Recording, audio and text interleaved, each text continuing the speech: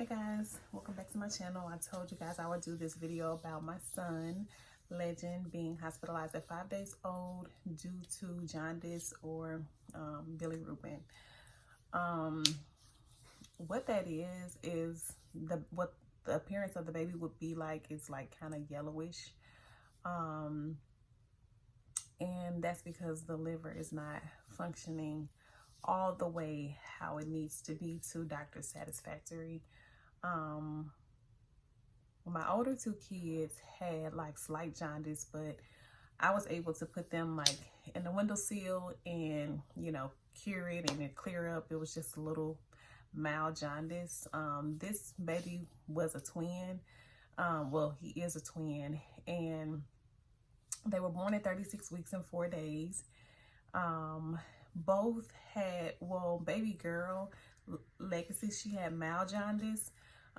And her level wasn't like as concerning as her brother's. So yeah, they checked it at the hospital when they were born, and by day, almost 2 days, it was kind of a concern. Like they would come in the room and, oh my goodness, 1 a.m., 2 a.m., like checking them with the little, they call it head bopping, whatever. They put the machine on their head, their forehead, and or their chest to see, you know, the level. And if the level is kind of high, they do a heel stick in their heel to test it to make sure that the machine is accurate. Not necessarily to make sure the machine is accurate, but just to see if it is accurate so that they could take the needed precautions if they need to be. At my hospital, we were not supposed to be discharged until like 72 hours after birth. But something happened. They ended up letting us go home at 2 days, but they made a follow-up appointment. So we were discharged on a Friday. The babies had a follow-up appointment on Monday to check their jaundice level at a pediatrician. And from there, they tested both babies with the machine that they put on their head and the chest. And then baby girl's, Legacy's, hers was okay. Legend's was concerning. So when they let us go from the hospital, like it had been rising. So when they let us go from the hospital, you know, I had a C-section. So I was kind of not comprehending everything that was going on. And I didn't really know, I wasn't educated on the levels of jaundice when it's concerning. So when they let us go, looking back at like the portal, I looked at the portal when they let us go. The last time they checked it, his jaundice level was a 12, but it had been rising. Like going back and looking at the earlier ones that they had done, it had been rising. So my thing is like, why did they even let us go home, you know, for Saturday and Sunday? And Monday, doctor's appointment, when they could have done everything they needed to do at the hospital. They kept us, you know, whatever. But anyway, they let us go. It was a 12 at the hospital. We got to the doctor's appointment and it was a 15. Like when he came home, I'll insert pictures when he was born. He came home. By Saturday night, I noticed him turning like a little yellowish. Sunday, it was definitely noticeable. And I tried to take him, I did take him outside. He was born in July, so July the 28th. So when we got home, it was like August the 1st or whatnot, when I noticed. I took him outside, and then it's hot. I'm in Tennessee, so it's hot and humid. So he had on a onesie, because, not a onesie, but a sleeper, because it was kind of cold in the house. But when I went outside, I had to put the onesie on. Even with just the onesie on, he started to get heat bumps immediately on his face because it was so hot outside. And I was like, I don't want to, you know, do this to the baby, you know. It was just he was like immediately his little cheeks, forehead, like just started getting these heat bumps. And I was like, well, maybe it's not that bad, you know. I was like, okay, well, I'll just put him in the window. And I done that on Sunday. And when we got to the hospital, or the doctor's appointment was at 10 a.m. 10:50. I remember 10:50. And they checked, like it took a while for them to call us back. But anyway, we got back there, they tested it with the machine, and then they confirmed it with the blood. It took about an hour for the results to come back, but it was a 15. So that was concerning for them. The red flag is when it gets to like a 20 or so. That's what I saw offline. And honestly, I didn't even know this appointment was for jaundice. Like, I thought it was just like a follow-up appointment. I haven't had kids in a while, so I was like, okay, this is just a follow-up appointment. You know, I had no idea what I was walking into. So yeah, he had to be hospitalized with COVID. They had to wait until there was like an emergency room available for him. And so appointment again, 10:50. We didn't get to the ER, like admitted to the ER until like 4:30. Okay. And then they done what they could in the ER. They didn't have the proper equipment with the babies. Since they're cold, since they're, they're not able to keep their temperature, like he's 5 days old. So he wasn't able to keep that because, okay, they put them on the machine. They are naked. They only have on a diaper and maybe socks. And so it's cold. Like, again, it's August, it's hot. They have the air on in the hospital. So we turned me and my husband turned the air down in the room to like heat, and it was still cold. So in the ER, they didn't have the proper equipment. Like, they're supposed to have like this bed that have lights on it, but it's supposed to be heated. And then the top is supposed to be heated the top is supposed to be heated, and then the bottom is what they lay on. So they're not supposed to be cold at all. I think they said it was like a kangaroo bed or something, I don't know. So in the ER, they just had like the bed with the lights, but it wasn't heated at all. And so they had to bring a lamp and like put this lamp over him, and the timer goes off every 15 minutes, so you had to keep on winding it back. They were waiting for the NICU for him to get a bed in the NICU.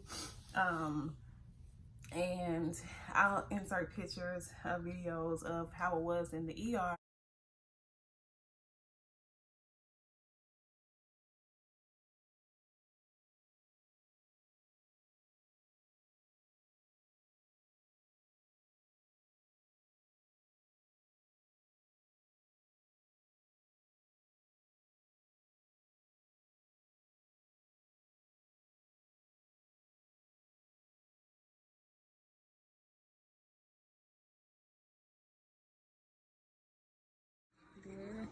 There's Lipton over there.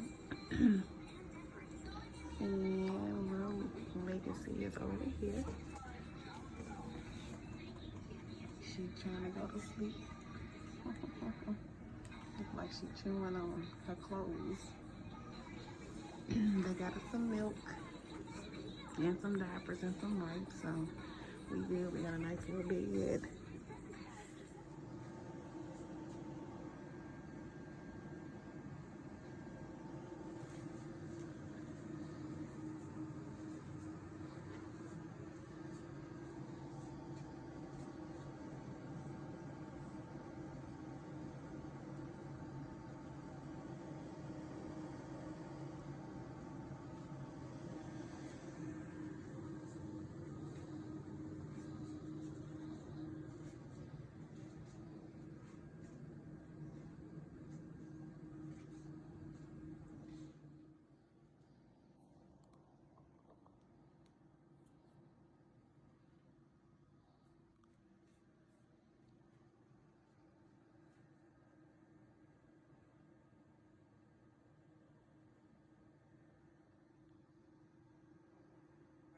And then when we got admitted to the NICU upstairs, how it was.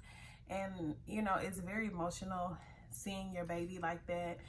They needed to put in an IV because they possibly needed to give him fluids, but my baby wasn't to the point to where he wasn't eating or anything like that. He was eating because I guess with the jaundice, like, it could be so severe that they stopped eating, but he was still eating just fine. He wanted his bottles around the clock. And so that wasn't a problem, but they thought maybe they needed to give him fluid. So they stuck my baby so many times trying to find a vein, and they're just born. They don't have like strong veins like we have. Like they have these spider veins, and every vein that they put in, I mean, not every vein, but every stick that they stuck him, they was not able to get, it just brought back memories. They were not able to get, the blood flowing like a good place to stick him. And so he's crying, and it was just terrible. He was crying. There's nothing you can do, just try to console him. And they had these little droplets. It was like in an orange little container, and it's sweet, and it's supposed to distract your baby from being stuck. That worked. That worked. He did okay with that. But it was just the point of still seeing him just being stuck. And my babies, they are 3 months old now, but the sting still hurts. Just talking about it brings back memories. Like, I thought I could get through this video and just be okay, but yeah, it's hard. Just to be on the lights or whatnot, you don't need any, the baby doesn't need any IVs or anything, just for them to put them under the lights. But they just wanted that line just in case. So now when I tell you, they had like 3 people come in and try to get an IV started on him. And the last person got one. But when I tell you, they never used that at all. They didn't have to give him any medicine. They didn't have to give him any fluids. They didn't have to do anything. So basically that was a whole waste of time. And, you know, waste of comfort for him, because they didn't even have to use it. They had to do like an ultrasound thing. Ultrasound therapy is what they called it. Someone comes in with the ultrasound machine, rub it on his arms, legs, wherever, to try to get a vein, and then poke him, you know, where they think they see the vein at. And she was saying, like, the worst case scenario, they would put one here. There's always a vein here, and people called it the unicorn. And I was like, that's just not gonna happen. That's not gonna happen, because I would have been pissed, because, you know, they put this whole thing here and not even use it. No.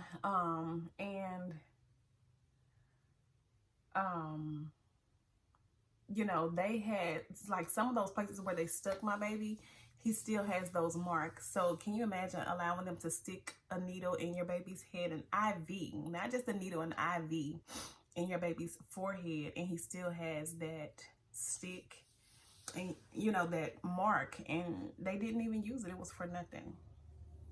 But yeah, so when we got upstairs, you know, the nurse was like, I don't even understand why they put this in him. We don't even really need it. Now, they did draw blood to check the level. So this is the thing that I don't understand. That hospital, I delivered at that hospital. I went to their children's hospital, and the doctor's office was in the network of the hospital. All of it's the same. So in the portal, you have access to like delivery. You have access to doctor's appointments. You have access to ER visits. All in the portal. The blood work is all there. What I didn't understand is, check it at the hospital. That's fine. Okay, from the hospital from Friday to Monday, I understand you need to check it. That's fine. But from the doctor's appointment, they needed to check it once. That's fine. Then I go to the ER. They also checked it, because they was like, oh, we just need to confirm. You're in the same network. You can see what the level was. Okay. And then from the NICU, they also need to check this. So that's all these times that they're sticking the baby unnecessarily. It just don't make no sense. And then they give you this stupid explanation, and you're like, that doesn't even make any sense. It makes you think, like, is all of this for money? Like, I don't know. It's just really, really, really frustrating. just to be in that situation, especially with the baby. And then from the NICU, when we got up there, as I stated, my son is a twin, and we had the other baby there too. So it was a very uncomfortable. Now they did bring her like the little nursery thing, and I'll show that in the video, of her being in the little nursery cart, and then, you know, the place for my husband and myself to sleep. It was uncomfortable, guys. I had a C-section. My baby is 5 days old, so I'm 5 days post-op from my C-section. I didn't take my pain pills, the narcotics that they gave me, because I want to be well aware of what's going on with my baby. What are y'all doing to my baby in this hospital? I didn't want to be out of it or nothing. You know, I wanted to know what's going on. So I said that to say, in that bed, getting up and out of the bed, you know, the baby can't get up. Like, you cannot remove the baby unless you're feeding or changing. Now, my baby had just had his circumcision that Friday, so his pee kept getting the mat wet, which was frustrating because we didn't know when exactly when the mat got wet. We just know that he's over there and he's wet. We would go and change him. We were like, this mat is wet. It's already kind of squishy because it has like gel in it, gel in the mat. And so you go to change him, and like, you know, for the circumcision, you know, you put these gauze on his little penis, and you know, you put the diaper on. So it's just up. So it just, the diapers wasn't, it wasn't that the diapers wasn't even on tight enough. I don't know. It was just coming out. Just, I don't know. But anyway, so they had to change the mat a couple of times because he got it wet. And you know, it was that whole thing. Like, when you are there, you have to, they want to weigh the output of his urine and stool. So when we was there, like in the hospital, like the baby's stool, of course, is black at first, and then it's like a seedy yellow type. But when they were doing what they was doing with those lights, his stool was kind of like black, grainy, like not cigarette ashes, but like cigarette, I don't know, it's black, grainy stuff coming out. You know, it was weird.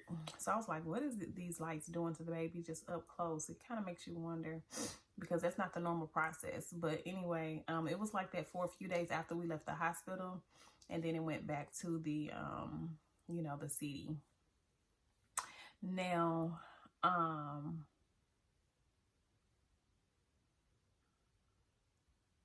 they let us go the next day. His level had dropped down to a back to a 12, and they said once it breaks and go down, it doesn't come back up. So that was reassuring. And so they made us a follow-up appointment the very next day at the hospital. They checked it. They said they couldn't check it with the machine because it had been less than 24 hours of him being under the lights. And so they had to check it through the blood again. I was so pissed, but it was still down. I think it went down to like an 11 at that point. And so that was it. No more of that. I was so thankful, but my heart was just broken, and I felt so sorry for him because there was nothing that I could do. It was traumatizing. Like, my baby's just turned 3 months, October the 28th, and today is November the 2nd, and I'm still like emotional. I didn't think I was gonna be emotional, you know, on this video, but you know, just seeing all of that, you know, going through with your baby, it's hard to watch. But you know, the lights are definitely necessary if they say they are. They don't hurt the baby or anything. You know, it's just they have these goggles on and they can't see. It's like a helmet. They can't see you, and you know, it's just scary for them. It's scary for them. And my baby was crying. You know, we kind of held him for a little bit, comfort him, and lay him back down. There's nothing else that you can do. So yeah, but that is it. All right, guys, I just wanted to share my experience, my story, to let you parents know that, you know, everything's gonna be okay. I just wanted to share my experience so you guys would have a little bit more insight. All right, hope you like this video. Bye.